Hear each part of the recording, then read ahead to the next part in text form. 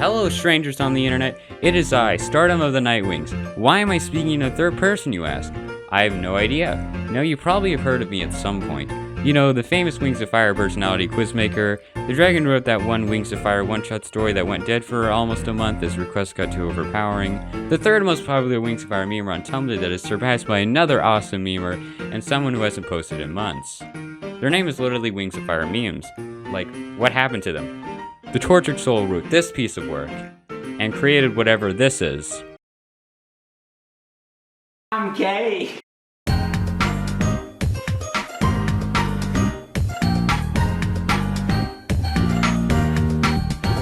Anyways, point is, I'm a pretty big deal, and that's exactly why I'm starting a YouTube channel.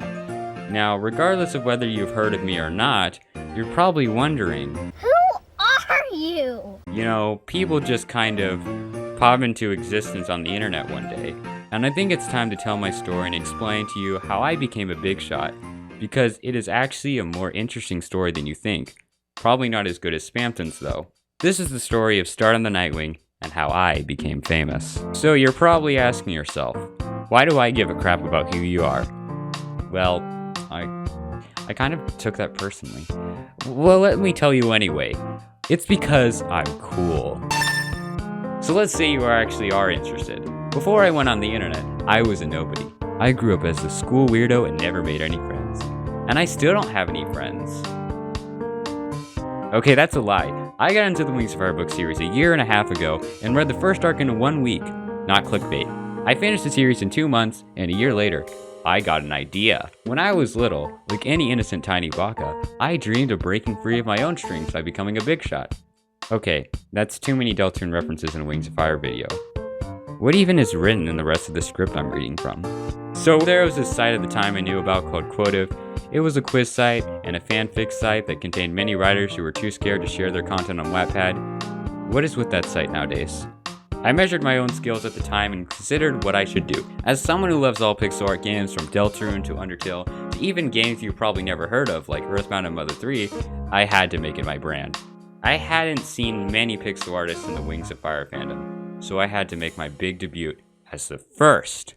And so began the painful period of my life, where I missed so much sleep that I still can't catch up on it today. My first quiz was going to be a which tribe are you quiz, but it was not going to be a simple quiz. I worked hours constructing every single one of these pixel art tribe bases for my first quiz. You can find them on my DeviantArt for free to use. Since I was a huge tryhard back in the day, I worked on constructing probably one of the most complicated personality chart calculators made for dragon tribes ever. Since overall dragon tribes don't affect a character in that tribe's personality due to the rules of nature versus nurture, I had to study the personality traits in every character from that tribe to find out what traits are more prominent within that tribe for a more accurate quiz. Basically, I wanted to be known for making the most accurate Wings of Fire personality quizzes ever, and it took forever to make the first quiz. By the time I finished it, I was terrified that all my work would be for nothing, because the content that gets popular nowadays is just... We'll talk about that later. I published the quiz and I anxiously waited to see if people would take it. Afterward, I went out to interact with other people's content and received my first follower. I am a Sea-Wing. I went to bed that night, and when I woke up, the quiz had literally blown up. Today, it has about 2,500 takers. After that motivating experience, I got to work on the next quiz. I made a Dragonets of Destiny, Jade Winglet, and Pantalo Heroes quiz. Those next 3 quizzes blew up fast. And I was gaining followers so swiftly on Quotev that I didn't even have enough time to prepare a proper shoutout. When I reached 25 followers, I did an art raffle with a How Well Do You Know Stardom quiz. Nobody could get 100% on it, and I had to do an actual art raffle based on luck to choose someone. Today, only 2 people have been able to get 100% on that quiz. And strangely enough, both of the 2 accounts were made to stan me. Well, I hope Standum and Stan of Standum and Stardom are proud of themselves. Kind of creepy though. The person who won the art raffle was named Starstruck the Hybrid. They love Tsunami and asked me to draw them a pixel art Mudwing. I did it for them, and they were pleased with the result. Man, my old art is cringy. I still talk to Starstruck today, and they are really nice. Their motto is to stay weird, and I respect it. That's probably because I played Earthbound. I made one last quiz on the Darkstalker Legends character before deciding to start something new. I wrote my first one-shot ever, like a total fangirl on Glorybringer, and of course, people loved it. Someone said the story was really sappy. Interesting. Someone also said blushing emoji. Very interesting. Someone also couldn't tell the difference between a duck and a nightwing. Very, very interesting. Someone requested that I do Claro next, and that is exactly what I did. After composing many one-shot stories, an idea came to my mind. What if I started a Stardom fan club? It started out as just a joke, and then turned into an almost 100-person Multifandom Club. I set up some basic rules, made a couple of chats, and invited all of my followers. At this point in time, I was at about 50, and to my surprise, people started joining. A whole day had passed since I created the club, and it had a total of 20 members. I started something called the Daily Question, where a question would be asked every day and answered by the group members. People loved this idea, and it became very popular, very fast. I started a couple of roleplays between people, and even helped some people make friends within the club. Overall, the club was a success, but I felt like I needed to start something new. For some reason, I decided that making a Wattpad account would be a good idea. It went dead instantly. I tried making a DeviantArt account. It also went dead instantly, but every now and then I'll use it. And then, I stumbled upon the Wings of Fire Tumblr community. I took a look and saw memers, artists, and even non-ignorant people with brain cells and good opinions thriving. Wait, is non-ignorant a word? I decided to make an account and use my talent for comedy. Like I've always said, when I retire when I'm older, I'll make money off of insulting old people who run the country, bing bing bong bong bing bing bing, and doing Fortnite dances, singing about how much I love Island Boys and Scrunchies. Being a comedian is the life. So I made a Tumblr account, and I posted probably one of the most cringiest memes ever made. I want to cry because I have to show a picture of it, but we all have to start someone, right? Don't look, close your eyes, please. So with that out of the way, I did what any normal Tumblr would do when they first joined the website.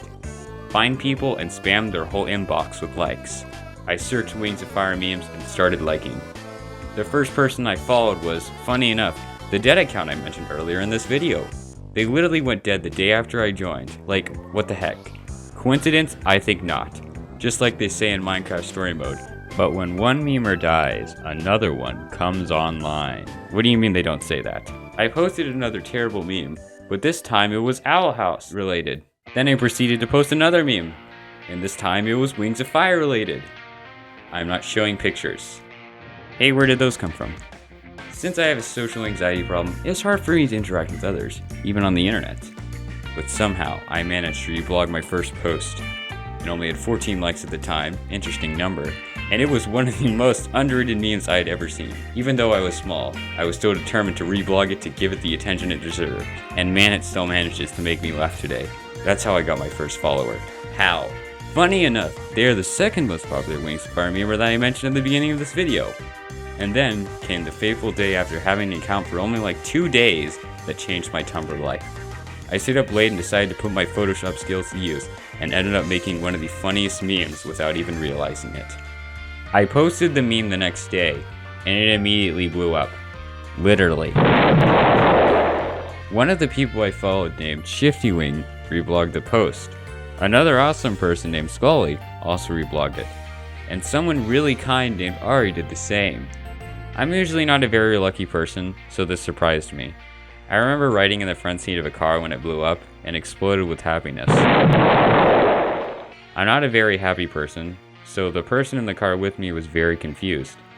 I summoned the courage to hit up ShiftyWing and Scully to thank them, and later said happy birthday to Ari when they mentioned it in a post. I was followed back by ShiftyWing, which literally made my life feel complete in Scully's ult.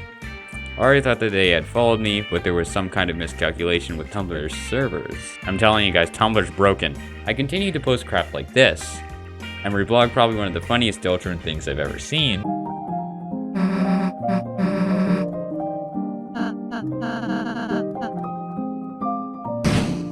Geez, what's with all the explosions in this video? I posted the funniest Technoblade clip ever, and I I posted another meme that got pretty popular.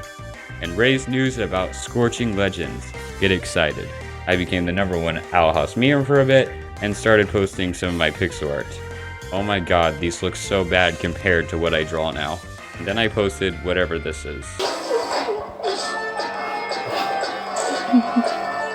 I found someone named Starmy Designs who drew some of the most unique art I've ever seen and decided to message them that I really liked their art style. Little did I know that this was the start of one of my greatest friendships.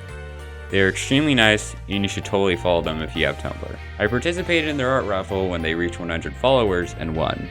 And my god, this is a beautiful piece. I posted a really popular Squid Game meme and then came my 1-month anniversary on Tumblr. I had reached 20 followers and felt like I had to do something special. I remember staying up very late to compose a collage of everyone and everything I liked about Tumblr. I composed a huge thank you message with the goal in mind to connect us together as a community. I released it on my anniversary day and everyone loved it. I thank the artists of the Wings of Fire Tumblr, the memers, the rebloggers, the cursed people, my stan. Geez, they literally stalk me everywhere I go. The people I look up to, even the non-ignorant people with brain cells and good opinions, and the people who helped get me started. I also told people to say happy late birthday to Ari. This post did not go unnoticed, and I literally can't think of any other punchline, blew up. Two very talented artists in the Wings of Fire community saw this and basically made my life by reblogging it. If you ever watch this video, Bellasaurs, or Outsmarting Basilisk, I can't explain how I felt when you guys did that. As I mentioned, I'm not a very happy person, so what they did truly meant the world to me. Over on Quotev, I was working on a huge story called Strings of Sin.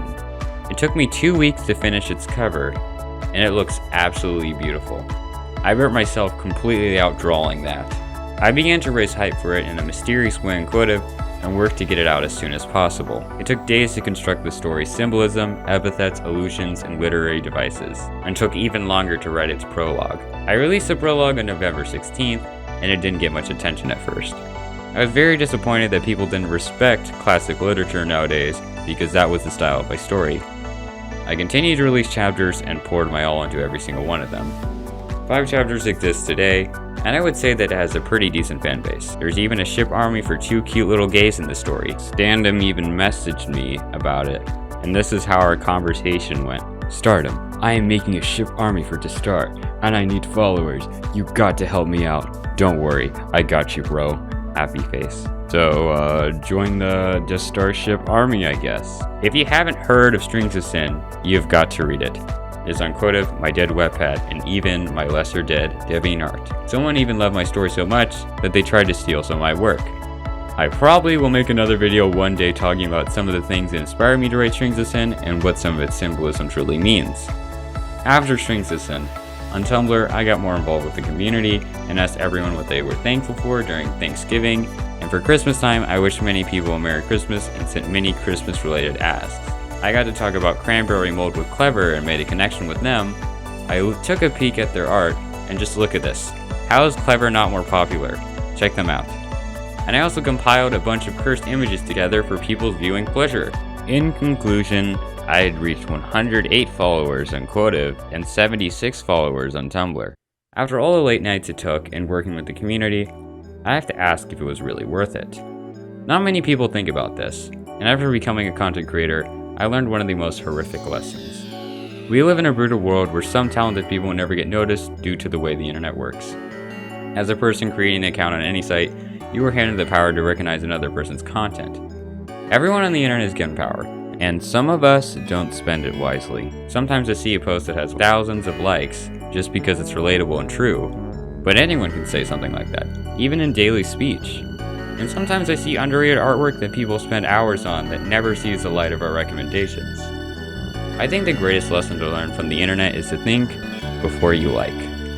It is true that this is a problem we will never be able to fix, but that doesn't mean that we shouldn't make an effort to try.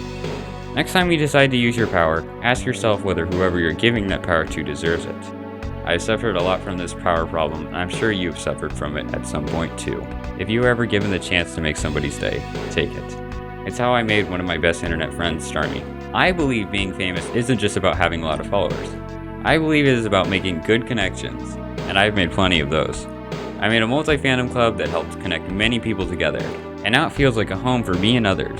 I've had so many of my followers, and I've really gotten to know a lot of them. They are very supportive of each other and very kind. I've raised a good community, and that is something that not all famous people can do. I've met so many amazing people on Tumblr, and have done my job of helping many people as well. In the end, if you have watched this far, the real goal I had in mind coming on the internet was to entertain. Even if only one person sees my content, it might be the best thing they've ever seen. And those sweet messages I get from people are what motivate me to keep creating and improving. I hope this video was entertaining, and I hope you got something out of it too. This also counts as my voice reveal, and I hope you like my voice. Trust me though, I can do some pretty weird things with my voice. But I'll show that in another video. I've had so many things planned for this YouTube channel and this animated character, so be excited for more.